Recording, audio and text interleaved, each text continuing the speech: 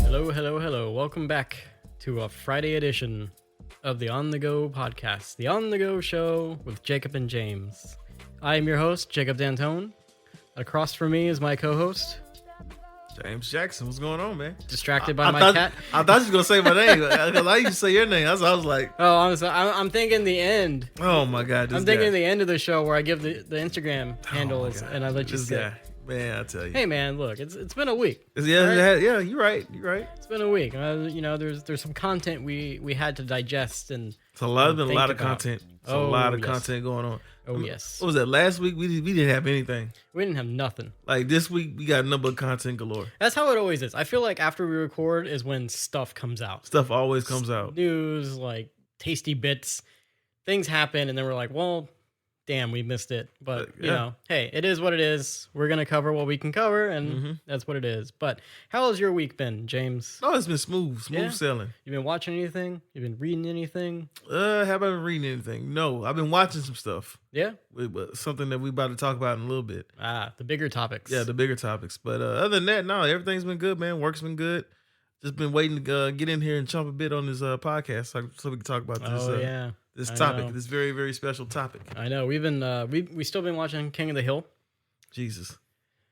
Look, I'm not going to go into episode details, but I'm just going to say we're on like season 5 or 6 now. We're halfway there. Or no, halfway? There's like 13 seasons. 6 is like half 12, right? Okay. All right, sure. So I just have to say, I didn't realize how much in this show, how much trauma and crap all these characters go through. Yeah. Because like Hank, at this point in the show, Hank has been sexually assaulted twice. I remember that. He's been in an explosion. Yep. The season premiere of season 4, I think, or 5, him and Peggy, for their 20th anniversary, they go skydiving. And Peggy's skydiving. She goes to open her chute. Chute doesn't open. I remember that, yeah. She like breaks her whole body on the ground. He thinks she's dead, but then she's not. And like, he's got to take care of her for a couple weeks. And she's being like extra, like just... She's upset. She can't do anything. Yeah, she can't do anything. So she's like, just being extra. Like that happens. And then they get like ripped off or like manipulated 2 or 3 times by some bozos who come through. There was an episode where Hank became a pimp by accident. I remember that. That's when Snoop Dogg was on there. We just watched that the other day. That was a weird episode. It was wild. Khadijah was laughing the whole time. Yeah, that was a weird episode. He was driving the Cadillac. He's got the pimp hat. Yeah. Snoop Dogg plays a pimp. A light-skinned pimp. Yeah, he was a white pimp. Yeah, he was a a white white pimp. I don't know what was going on with that one. I was like, all right, cool, whatever. That episode was so weird. And then recently we saw an episode where Bill, like, I don't know, some bummy dude decides Bill's is going to be his father figure, and he takes advantage of Bill because Bill's all sad and depressed. He's got nobody. And then I ain't got nobody. Yeah, and then they had to like get that guy arrested or whatever. Wild stuff, man. Just all kinds of crap happening in that show. Yeah. Well, I mean, one thing about the show I will say is that everyone has their own spotlight in the show. What's wrong? They really do. I was looking for my coffee. Oh, okay. I think you I put finished it on the table. Yeah, I think you finished it. But yeah, everyone has their own spotlight in the show. They really do. So that's what makes the show even better. They really do. It's so. I just didn't realize like how much trauma and crap they go through. Oh yeah. Like there's got to be a YouTube that breaks that down, right? Like I'm pretty sure it is. There's got to be a channel. That's a breakdown for everything on YouTube. There's got to be something. That's what I watch. You know what? Now I think about it, that's what I watch sometimes. Yeah. Like breakdowns of different things. YouTube breakdowns. Yeah, especially of movies. Yeah, you know, I've stopped doing that so much just because everyone's become so reactive to movies nowadays. Yeah. Like I almost like when I watch a thing now, I almost don't want to hear about it beforehand, and that kind of leads into what we're the Leave the World Behind that we're gonna talk about later. Is some of the things that I heard about didn't directly affect the way I viewed it, but it was on my mind. Something like Barbie. When people were saying Barbie was a man-hating movie, when we went to go see that movie, that's all I could think about. Man-hating. And I was like, where's the man-hating? I don't think it was, because it definitely wasn't man-hating. It's a little bit too much on the edge. You're right. Yeah, that's a lot going on. It did have a point to make, but it was not man-hating. It wasn't man-hating. But because I heard that beforehand, that was on my mind. Too, by the way. A little bit towards the end. More existential than preachy, I think. I think it was just... I was going there. Yeah, I don't know. But anyway, we'll get into that later. The bigger topic. Do you want to... Yeah. So for people who don't know, Shannon Sharp, former football tight end, played for the Broncos and Ravens, 3-time Super Bowl winner, Hall of Famer. He has a podcast now. He's been at his podcast. His podcast has been on for a minute. It's called Club Shay. And he's interviewed some of the top celebrities in the world, whether it be Steve Harvey, Cedric Entertainer, Ricky Smiley, and this one was no different. Very specific people you're naming there, James. I almost wonder if there's a There's a reason why I named these those comedians, because he had on Katt Williams, right? And the show's been doing great, might add. Yeah. But he wanted to come to Katt Williams' show. Katt Williams does not do that many interviews, might add. Yeah, he's very elusive. Yeah, he's very elusive. Well, because, like he told Shannon, he loved his podcast because he felt comfortable. Right. He felt inviting, and that's why he wanted to do it. Right. And I know a lot of people, when they saw, when Katt Williams rolled up, he got the LaPortier. Shannon Sharp also has a drink called LaPortier. And they're like, oh, well, he was liquor induced when he said all these things. Not to my knowledge. Katt Williams? Yeah.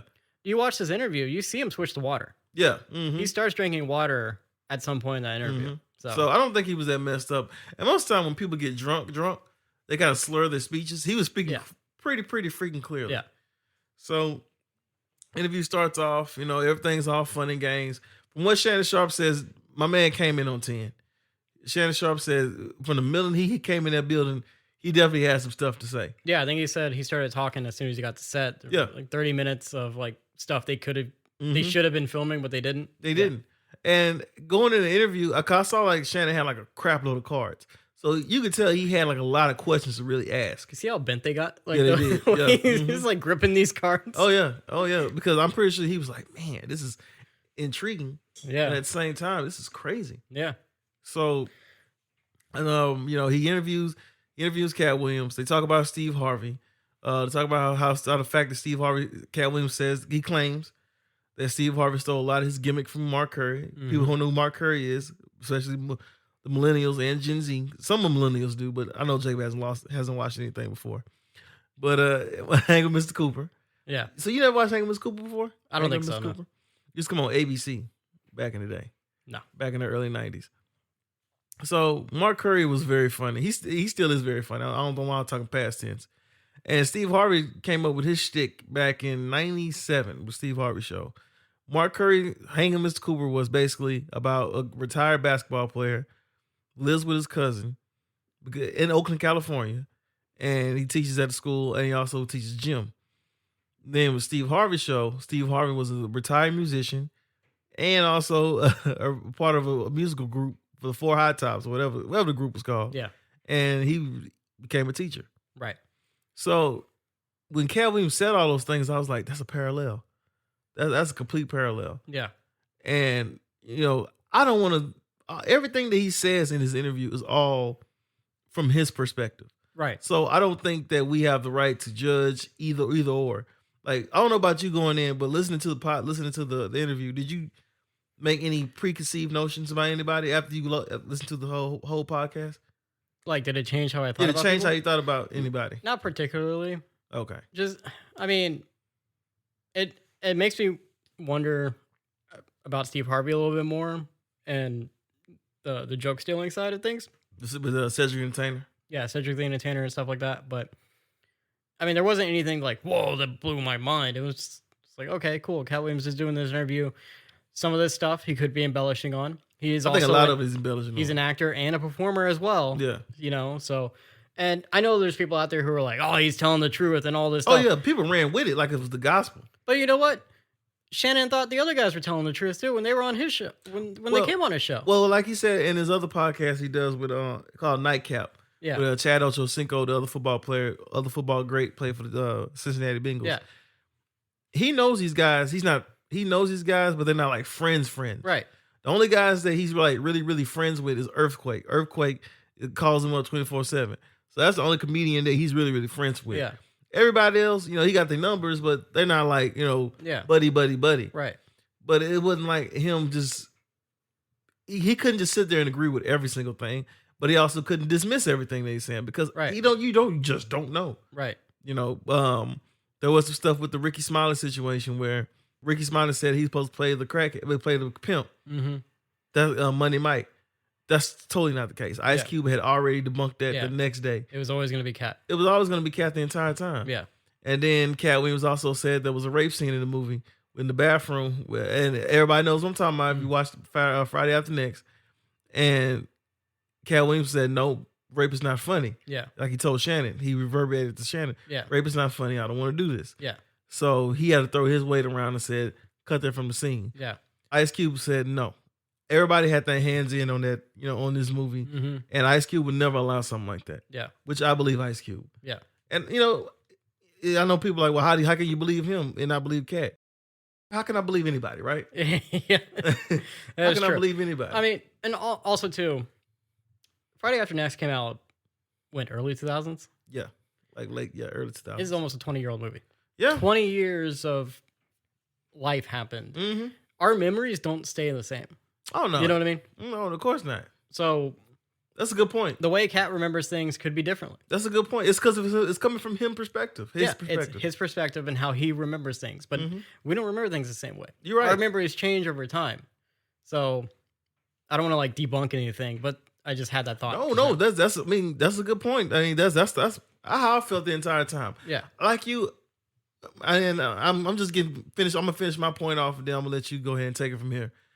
As far as Cedric Entertainer stealing jokes and stuff like that, I don't know if that was true or not.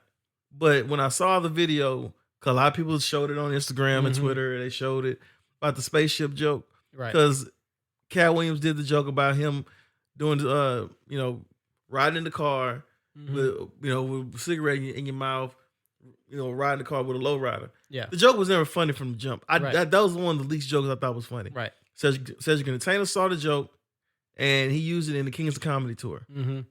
I didn't like him. Cedric Entertainer did it either. Right.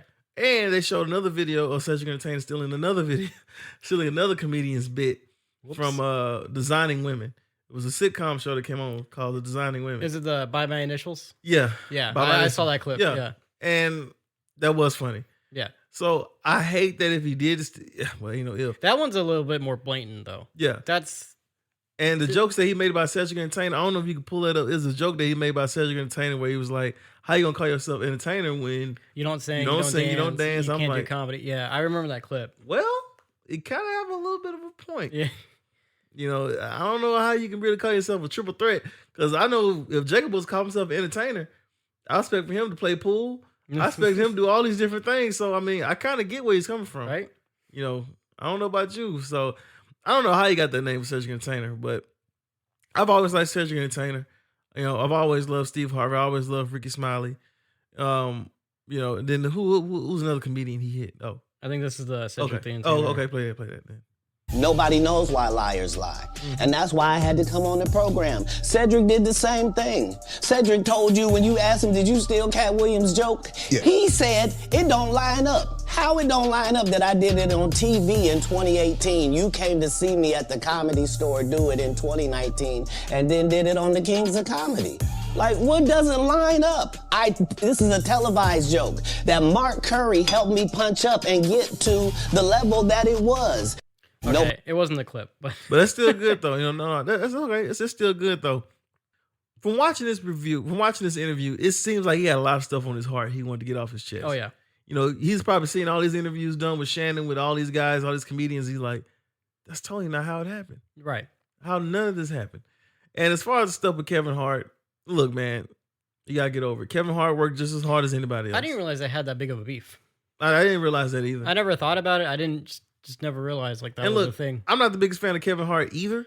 Yeah, we talked about him last week, right? Yeah. Yeah. I'm not the biggest fan of him either. I think his stand-up is very stale to me. Yeah. I'm more of a Katt Williams type comedian. Yeah. That's my type of lane of comedy. Yeah.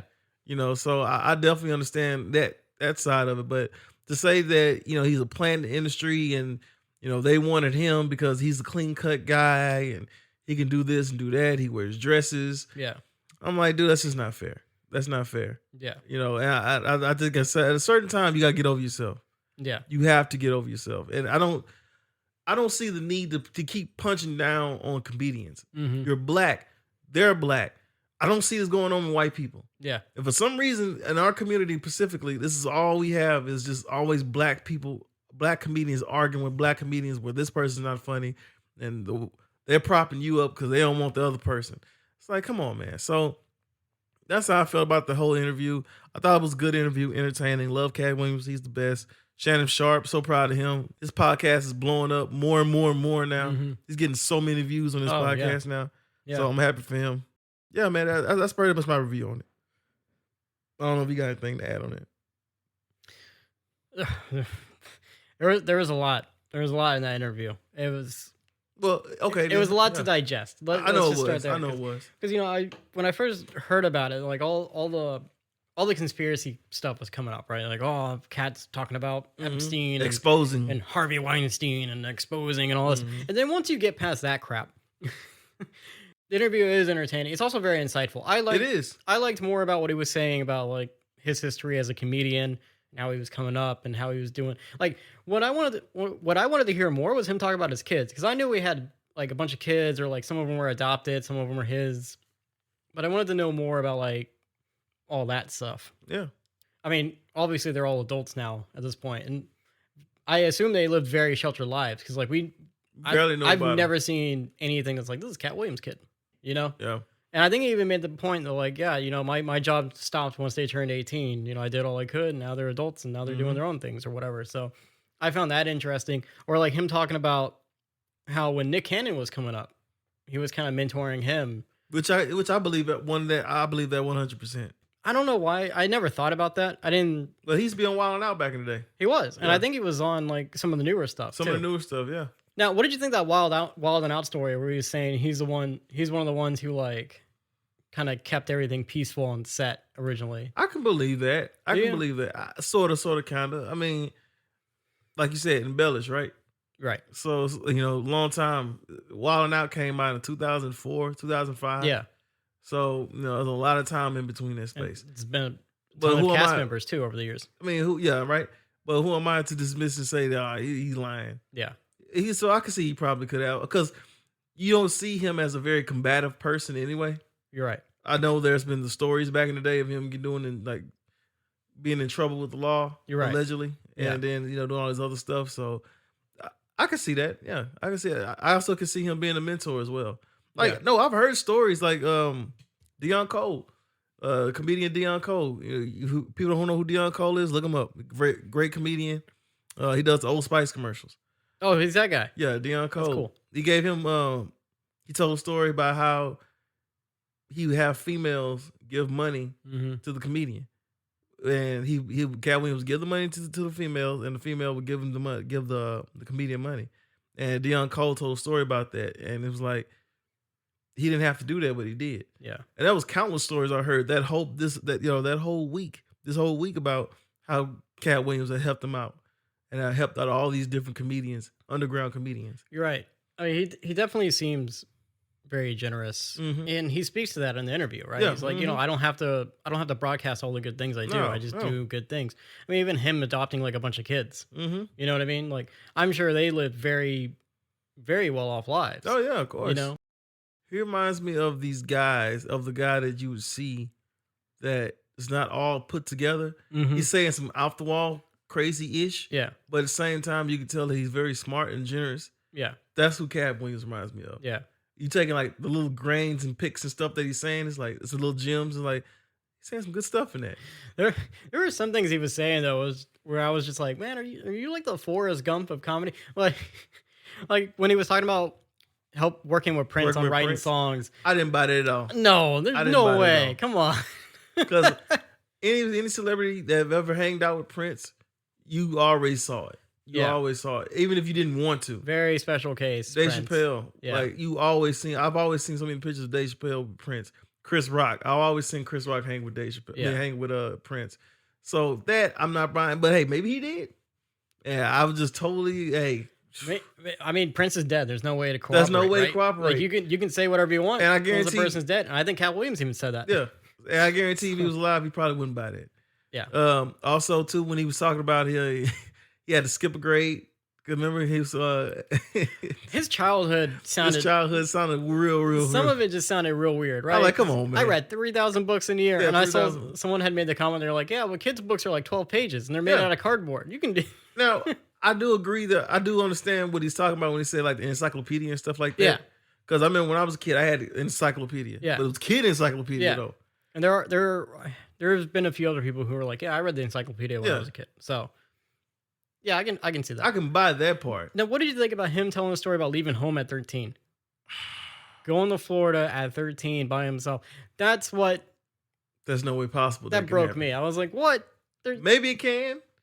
Now, like I say, maybe he did, Jacob. Maybe he left at 13. We don't know. Had a little, the little stick with the little. Or maybe what he's leaving out is he stayed with an aunt. Okay, yeah. See, that makes sense. In Florida. Right. And he left that part out. Because this part just sounds a little bit better. That's a long way to go for a 13-year-old. And then living on the streets. I mean, I get... Well, that can happen. Yeah. I mean, that doesn't make sense. But like... You just deciding to pack up and leave? Yeah. And then at one point you're living with prostitutes, and that's how you get into the pimp world, and then that's how you realize like that you don't want to be in that world. Story, first of all.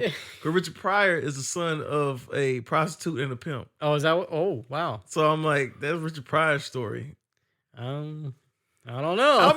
Hey, how uncanny. Maybe it's just an uncanny story. It is. It's wild. And you're right. It's left to your interpretation, and there's three parts to every story, James. There's my side, there's your side, and then there's the real story in between. Right? Yep. So I say that all the time. Yeah. So some of what Katt Williams can be saying can be true. Some of it could be embellished, and somewhere in the middle is the truth. Somewhere in the middle. And now all these comedians are going to have to come back on the show, like you said, and defend themselves. Well, they've already been trying to come out and defend themselves. They're responding. A lot of them has been responding, and they don't deny it. But they also trying not to pay attention to it as much. At the end of the day, people are going to believe what they're going to believe. Yeah, I think that's how they feel. What if this is all a big setup for like some sort of Bravo style, like Real Housewives, but with comedians? Well, no, who said that? Somebody said that they should do. And now we just get like a round table discussion. That's the same thing somebody said. I forgot who said that, but they're like, you should get a round table, get all the comedians there, have Shannon Sharp be the guy, the moderator. Yeah. And just get it all out on the table. But then every episode just ends with them yelling at each other. Yeah. And then it's like Bravo. Yeah. And another thing too, with the Steve Harvey situation, I think we do need a little bit of explanation. Because I do remember the Bernie Mac beef. Right. And Katt Williams really, really loved Bernie Mac, obviously. So I understand how he felt about that. Yeah. It was like, hey, he stole these roles, trying to steal roles from up under Bernie Mac. Yeah. So I get that. He was supposed to be in Ocean's 11. I do remember that. Steve Harvey was supposed to be in Ocean's 11. Really? Playing Bernie Mac's role. Weird. But they wanted Bernie Mac. Yeah. The George Clooney and them wanted. That makes sense. Yeah, wanted him. I mean, I haven't really seen the Ocean's movies. Yeah. Oh, they're good. But I feel like Bernie Mac would probably fit better. He fit better, Steve man. I don't see Steve Harvey as an actor. You know what I mean? Well, that's what Katt Williams said. It's like, how you gonna claim to be an actor? Hollywood don't want a Hollywood bumpkin like you did, like Mr. Potato Head. I was like, oh, that hurt. That hurt me man. Yeah, I just don't see him being an actor. I have a clip of him talking about Steve Harvey. Yeah, going on. Yeah. Okay. So I'm taking them at face value. These are this is like Steve Harvey telling people he used to be homeless. That's my story. That's not his story. Steve Harvey wasn't never homeless. When Mark Curry was touring with him 25 years ago, he was making $3,000 a show in cash and doing 5 shows a week. They just tell the stories. Thanks to my wife, I'm where I am. You said that about the first wife. You forget that? You told us it was her. Then you went and married somebody else that think like a man. It's pretty good, man. Like I say, that's about the only thing I can peel away from this whole interview is the Steve Harvey and Cedric Entertainment bits as far as like the messy crap. I peel those away. I'm like, yeah, well. I mean, there are people pulling up like old clips from back in the day that kind of corroborate what Katt Williams said about some things. Well, about the joke stealing and some other and the Steve Harvey stuff. Yeah, so I'm like, yeah, that doesn't that kind of lines up a little bit. Or what I've also been seeing is people are pulling up the clip of Steve Harvey talking about his barber. Where he's like, oh, I paid my barber $1,500 every time he cut my hair, and then when I shaved my head, we had to put him on suicide watch. And now people are like, someone go find that barber. Where is? Yeah, you're right. Maybe he's on what you call it, cash, not to say anything. Yeah, Steve maybe paid him not to say anything. He's paid off. So whole thing in that show. You like the interview though, right? Yeah, I did. I enjoyed the interview, and I mean, there's so much. There was Oh, yeah, so there was much so in much. there. It was. He hit 24. He hit 2024 off with a bang. I tell you that doggone much. He really did. I mean, I think he has a Netflix special or he's filming a Netflix special. He said he doesn't didn't have one anything to coming out. promote. He said he didn't have anything. Nothing to promote. That's And how I he knew did. that was BS. It was a little bit of BS. I was like, you're promoting something. Yeah, you're not coming out of the woodworks for nothing. Yeah, you're right. You're promoting something. Because he said he's filming one in March, so he does have something coming up. There you go. He had one come out like 2 years ago or so. Mm-hmm. Yeah, he did. Which No, didn't do good. It didn't do that great. Honestly, it wasn't his best. And then people BSing around saying that Katt Williams is the best, but you didn't watch the Netflix special. You didn't watch it, did you? No, you didn't. I remember we watched it, and I mean it was funny, but it definitely didn't hit as much as like his old specials. Yeah, and he knows that. Yeah, and I mean some of it is because he kind of says the same stuff he said during the interview, right? Yeah. Just like in a more comedic fashion, but it's less making jokes and more like making points. But you're making jokes at the same. It's kind of like what we were saying Monday about how like you're just ranting, but then you just throw a joke in every now and then. It was still funny, but some people can get away with it, and some people can't. Sometimes it works, and sometimes it doesn't. Yeah. You know, you're engaging enough to like get lost in the story, but still laugh. And I don't know. But I mean, I love Katt Williams stuff. I watched all his old stuff. Yeah, me too. I still watch it. Yeah. So yeah, man, he's a funny man. No, he is. But really interesting times. Yeah, you're right. Real interesting way to start off 2024.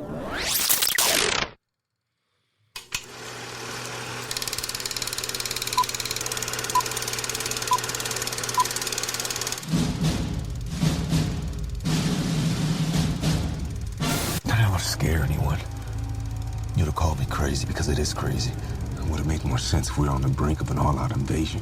But this... I didn't think we'd actually let something like this happen. I thought we were smarter than that. And now for our feature presentation. Leave the World Behind. Leave the World Behind. Sounds like a Kirk Cameron movie. It was based off a book, James. Did you know that? Yeah. You know who Kirk Cameron is, right? Yeah, I know. Yeah. That's what it sounds like. Leave the World Behind. Yeah, I knew it was best on the book. It's based off a book. I think the book came out in like 2018 or something like Yeah. that. Very recent book. Now, James, I did not enjoy this movie. You didn't watch. You didn't. I did not have a good time with this man. movie. It was a very slow movie. It is slow. It was a little excruciating, It is. and it had a strong start. And honestly, that clip where they come to the door. That's what the movie picks up GH for you. Yeah, well, that's not where it picks up, but that's where it piques my interest originally. Because the first trailer was that scene where they show up at the door and they're like, "Oh, hey, we own the house," and blah blah blah, and you're like, "Oh, what's going on with this?" Yeah, man, this is done by the Obama's film production company. Yep.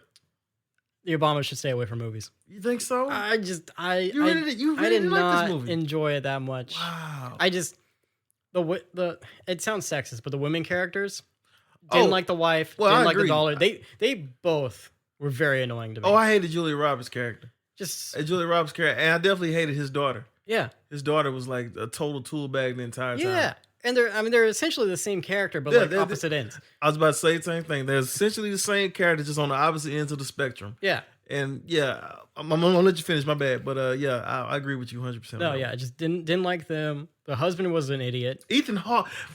I'm sorry, He was man, a but you're dummy. right. He was a dummy the I've never whole seen movie. Ethan Hawke play a stupid character before. This is the first time I've seen him play somebody dense. Every line he had was just like, "Wow, you're really just stupid, aren't you?" Yeah. Like, I mean, he was good hearted, but like, man, wow. Marshall Ali, like his character was great. I mean, he had the whole like mystery of like who is did he work for, what does he know, and all this stuff. And I mean, obviously spoilers. I'm not gonna play the spoilers because you should know. But Yeah. it's just it didn't Just do didn't much do for nothing for me. you. It really did. Well, yeah, I get that. Yeah, so I get that one. what did you think of the film? I thought it was a good movie. Okay. I thought the performances were top tier. I thought Julia Roberts was great because I really don't see that much of Julia Roberts anymore. So anytime I get any doses of Julia Roberts, I kind of love it. Yeah. I think she's a fantabulous. She's a great actress. And Mahershala Ali, money as usual. Yeah. Like I say, Ethan Hawke, seeing him play somebody dense like this was so crazy to me, mind-boggling. He was good too. I still enjoyed his character. Yeah. You know what kind of surprised me was Ethan Hawke and Kevin Bacon are in this movie. They are. They look so much alike. They do. Yeah. I was about to mention Kevin Bacon. Yeah. Kevin Bacon's in here. he plays someone who's very mysterious too. A little bit. Yeah, until you find out at the end, it's like, oh, okay, Yeah. he's that one of those type of guys. Yeah. They do a good job of keeping the mystery a secret.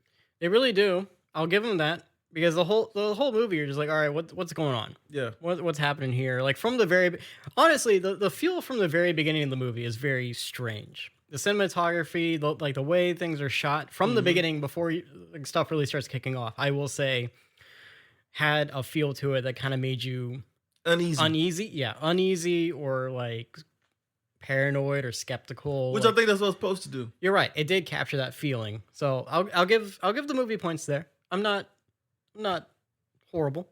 Well, it was okay. They get this Airbnb.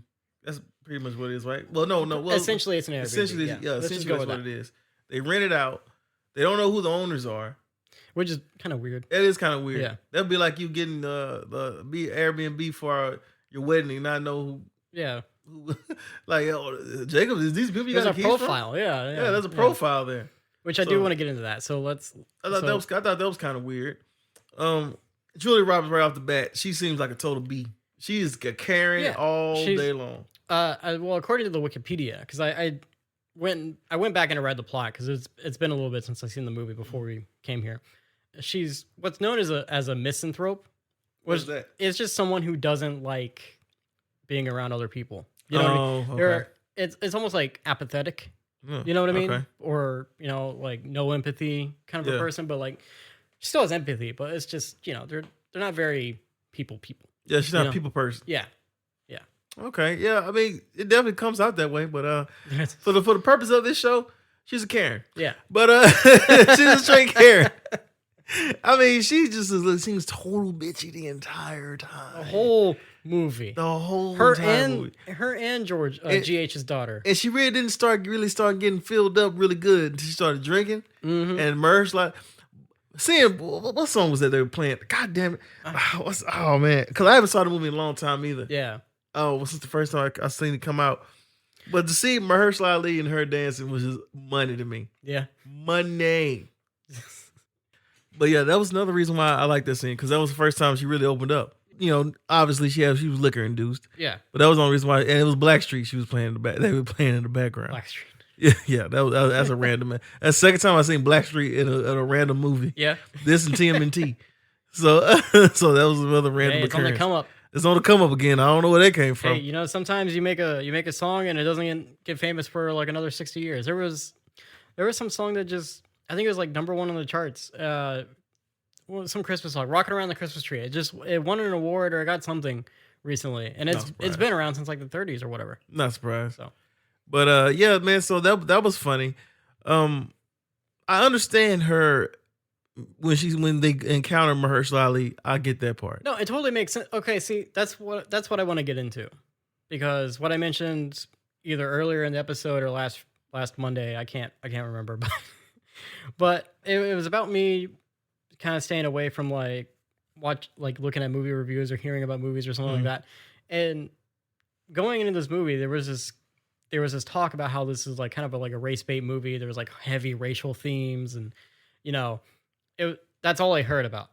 And watching this movie, I can see where it's that there. comes up. Yeah, it's there. And there is like a line or two that kind of mentions like they don't like us because we're black or whatever. That's what the daughter said. Yeah, and again, insufferable character, just like the wife is. But that situation where you're at an Airbnb and the owners pop up and they're like, "Hey, we live here. We need to stay here for the night." Anybody would have that reaction of like, "Who are you? Yeah, what's happening?" Mm-hmm. Now, what bothered me was they had already brought them into the house, invited them in the house, and then she was like, "Well, I'm going to need to see some ID." You already let the vampires in. Well, it didn't help already that Ethan Hawke let him in. Ethan Hawke was like, "Oh, sure, come on in." That goofy son of a gun. Man, I just, I just want to slap him across his head like this dummy. Back to the Future style, like McFly. Just idiot.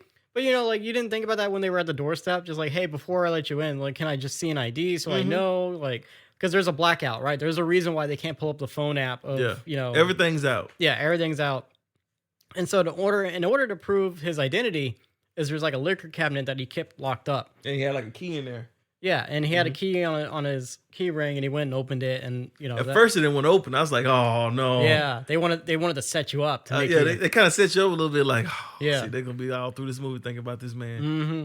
So, but then he proves like he is the way he is, and then they're like, okay, well, we're still gonna sleep in the master bedroom because we rented the damn house for the weekend.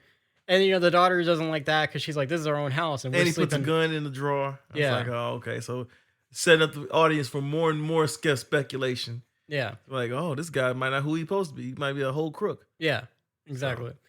And then the daughter's mad that they're sleeping downstairs in the basement. But yeah, and given that situation, like, well, we rent the house for the weekend. Yeah, because I got kids too, but up here too. Yeah.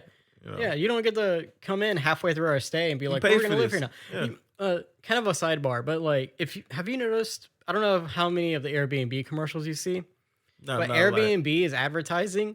Like a big component of their like advertising is like, oh yeah, we rented this Airbnb and like the owner was so nice. We hung out and did karaoke with them and they cooked us dinner. Nobody who stays at an Airbnb wants anything to do with the person who owns the Airbnb. Well, I don't want to see you. I don't want to like walk through the living room and you're chilling in the chair. Like, well, slowly on the next podcast we'll talk about this. Airbnbs are starting to go out now because they're messing them up now. They're messing up the Airbnbs now. So a lot of people want to stop doing them now. You're right.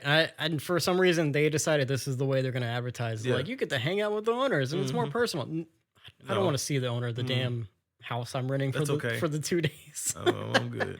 Anyway, I mean, I can see how there's like racial undertones or there's vibes to it, but the problem is I already heard this. So going into it, I'm looking for that now, right? Yeah. And I was saying that about Barbie. When they were talking about Barbie being a man-hating movie, I was in there and I was like, preconceived notion. I was just kind of like waiting for the man hating joke to come up, and they make jokes about Ken, but it's because Ken's stupid, and we talked about it before.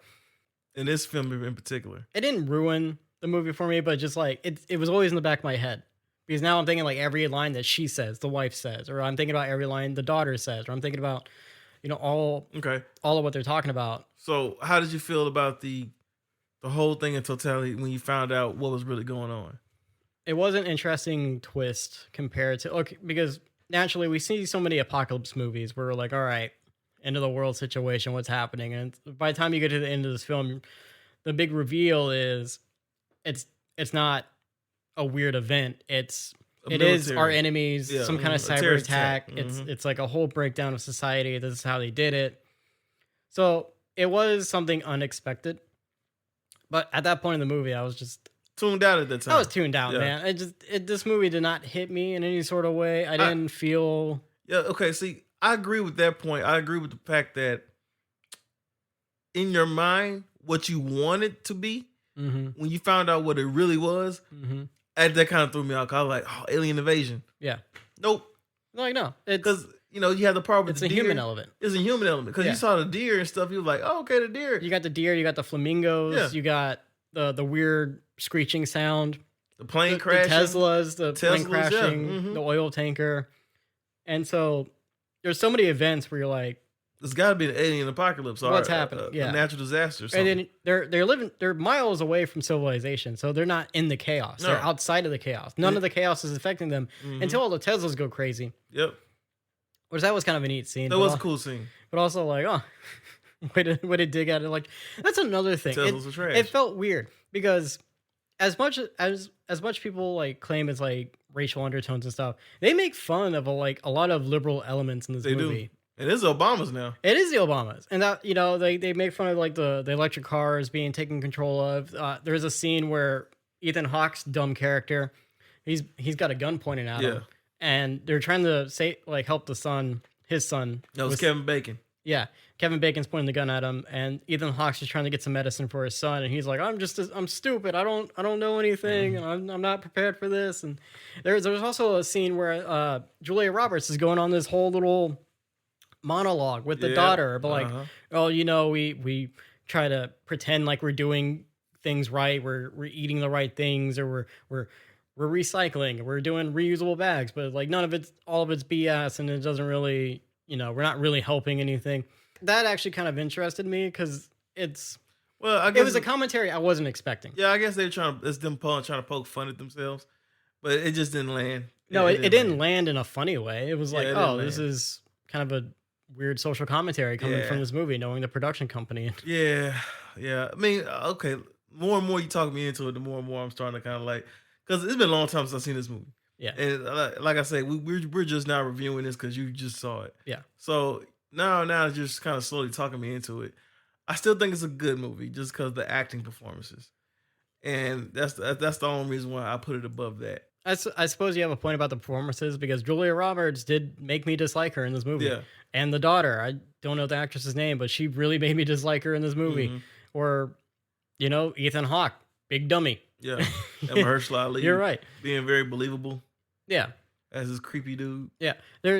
When I was trying to do some research, I was trying to find some clips so I can make our intro and outro for the segment. And all these speculation videos kept popping up about like who was his client. Yeah. Was his client Obama? Because they bomb like just because the Obamas are behind this, there's so much crap about like what does it really mean? I've seen that too. Is there satanic things in this movie because it's an Obama connection? Like, and those type of things that make me not want to watch these movies Yeah. anymore. It's like, oh God. Yeah. It just bores me to tears to talk about that stuff. So Yeah. But I'm glad you saw it. I hate that you hated it. I mean, I hate that you didn't like it. Can I tell you there was another movie that I was kind of comparing it to, not in like a narrative way, but like in overall like how it felt and how it compelled me to watch it kind of way, right? Mm-hmm. Honestly, I forget the name of the movie, but it came out a few months ago. Well, yeah, but it is my seat. Adam Driver. It's a Netflix movie. Oh, okay. Adam Driver was in it. It's got something to do with a train. It starts with a train crash. There's a train crash. There's an environmental disaster. Let me look up the name. Yeah, but there's my seat. I know, right? I was like, oh man, he's gonna name this movie. I can't wait to see. I forgot the name. White Noise. Oh, I heard the White Noise. White Noise. It didn't come out last year. It came out in 2022. Wow.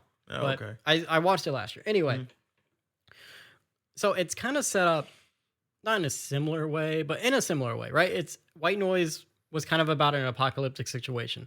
This movie's about an apocalyptic situation. White Noise had chapters. This movie had chapters. Yeah, this movie definitely had chapters. I'm kind of looking at it that way. White Noise had me watching it the whole time because it was obscure and it was weird, but it was obscure and weird enough to make me keep watching it and thinking like, well, what's going to happen next? What's going on? Mm-hmm. Because it begins with this environmental disaster, and then that's just a third of the movie. Yeah. After that, there's another thing, and then another thing. Like they get through the disaster because you think that's what the movie's all about, and then no, there's more to it. And this movie doesn't have that. This movie just has that one element where it's just you're right, straight about this, and boom, that's it. You're right, but also like their family was weird and strange enough, and the situations were weird and strange enough to like keep me invested and just like what's going on? Yeah. How is this movie going to end? And the way it ends is just the way it ends. Yeah. You know? And this movie just didn't grip me. It didn't compel me. It just, it made me dislike the characters, which was kind of the point, right? It's supposed to make you, it is supposed to make you feel a certain kind of way. And I understand that. You don't feel anything. That means they did not do their job at all. You're right. And I do get that. And it's just, it didn't click. I mean, it's understandable. You know? I mean, some movies are like that. Some movies, I just wanted to talk about it because I figured that it'll be a great discussion to have, and it has been. It is. We talked about it pretty good there. And I did a little bit more research on it, and at the top of this, I said it's based off a book. Yeah. I went and looked at the book, and I did a comparison on how the book is and how the movie is, because that's my second question. Like, oh, it's based off a book. Let's see what all they did. Yeah. So handy dandy Wikipedia has the plot of both the movie and the book on there. So I went and read it. And the book pretty much is similar to, like, the movie is similar to the book. They didn't really change much. Apparently, Obama himself was a very huge fan of the book. Oh, okay. So during the screenplay process, he was kind of involved in tweaking things because he wanted to make it a little bit better than what the book was. Or, he was kind of fangirling. You know what I mean? Let me tell you how it's supposed to go. Yeah. Just come for a second, Julia. Yeah. Talk to you for a second. Yeah. So the only real big thing they changed was Mahershala Ali's character. His daughter in that movie, in the book, was the wife. Okay. So they made that change for whatever reason. Yeah. And then, but it still ends the same way. Like Ethan Hawke and Julia Roberts, their daughter's the daughter character for them, Rose, she still goes and finds the other house with the bunker Except in the book, she brings back the supplies. In this, she eats the supplies and then finds the bunker thing and watches the season finale of Friends. Or the series finale of Friends, because that's all she cared about. That's all she cared about, the stupid Friends. That's all she cared about. And friend of the show, Richard, had made the comment that he feels like she was the main character of this movie. Yeah.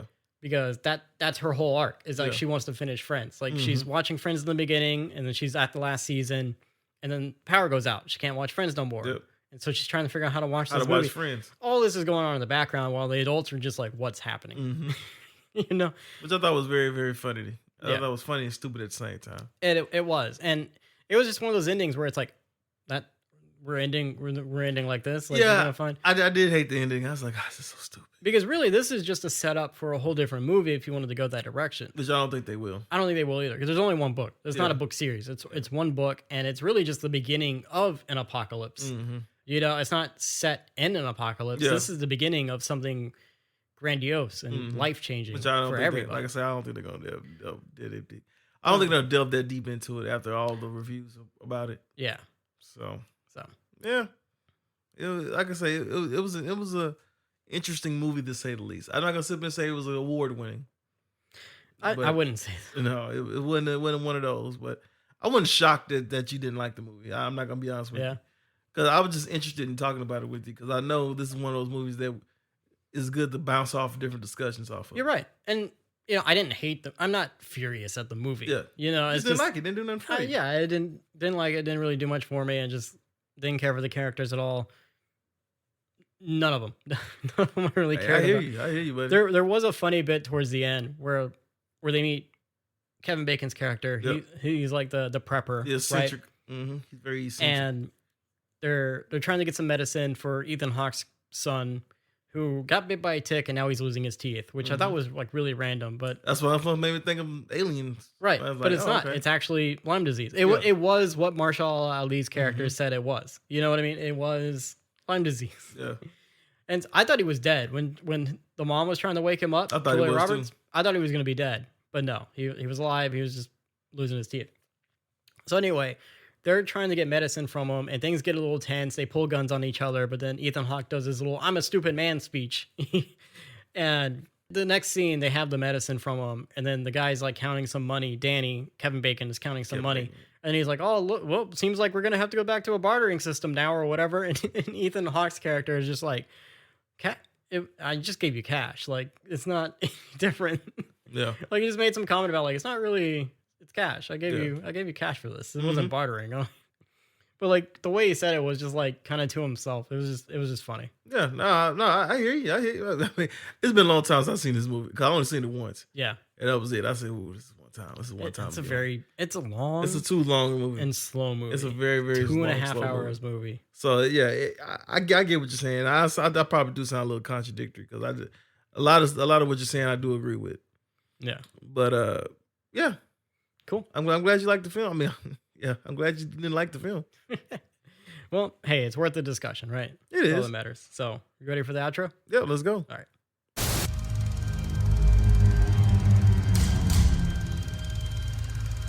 Whoever started this wants us to finish it. That's it. I thought it was going to be longer than that. No, it's just from the end of the movie where he's explaining the whole coup d'etat thing. Oh, okay. And then I thought that was just like a nice, like, whoever started this wants us to finish it. It fits with the segment. You know what I mean? It's production, James. When I first heard it, I thought it was Batman. I said, Batman was in this? No. Jesus. All right. That's fine. That'd be kind of crazy. That would be crazy. It was a terrorist attack movie, so you would call it Justice League. Yeah. Or maybe you don't. Maybe you just call it Batman. I don't know. Oh, you need Justice League for that. Oh, man. Well, that's all I got for this Friday. Yeah, that's all we got. This Friday. We talked about Katt Williams. Mm-hmm. Watched the movie. Is there any other movie you want me to watch? Should we watch another movie? Not that I know of. All right. Well, maybe we'll do this segment another time. I would like to try to do Have You Seen This once a month? We should. If we can. Yeah, we should. Yeah, I think we can handle once a month. Have You Seen This? It's not that many big movies coming out anyway right now. Yeah, you're right. So, it doesn't have to be. It can be any kind of movie. You know what I mean? It can be anything. So we'll think about it. We'll come up with probably that Katt Williams movie next. Lift. Kevin Hart. Sorry. Katt Williams is thinking about you. Yeah. He's gonna hear this podcast, and then he's gonna want to come. don't want to come at us. You're right. You're right. Yeah, probably that Kevin Hart movie next. Jesus, I totally forgot. I said that so clear. Probably that Cat Williams movie next. Like, what? Cat Williams is a movie? Kevin Hart. Yeah. Oh man, but yeah, okay. Well, hey, whenever it comes out, we can talk about it. We can think about it. So that's it for our Fridays or our Friday edition, guys. Hope you have a great weekend. You can email us at onthegopod2023@gmail.com. Email us what you thought about Leave the World Behind. Tell us what you thought about the Katt Williams situation, or think about the Katt Williams situation, because I feel like this is going to be pretty prominent throughout the next few months. It is the backlash. Probably might be more that goes to it. You're right. There could be more. There could be updates. Yep. Just email us what you think about that. If you want to find us on Instagram, we're on Instagram at On The Go with Jacob and James, all one word. James is on Instagram at James9794. I am on Instagram at jacobdantone.audio. You can also find us on YouTube now. We're on YouTube. On The Go with Jacob and James. Same thing. Same title, same everything. We have our episodes on there. We're going to have... I like those shorts that we've been doing. We're going to have shorts. We're going to have specific segments. So, if you want to show your friends, share it with your friends. You don't have to share the whole episode. You can just show them what segment we've done. And if they like it, they can go follow us. And that'll be great. So, that's all we got today. Have a great weekend, everybody. I'm on the go. James is on the go. We're all on the go.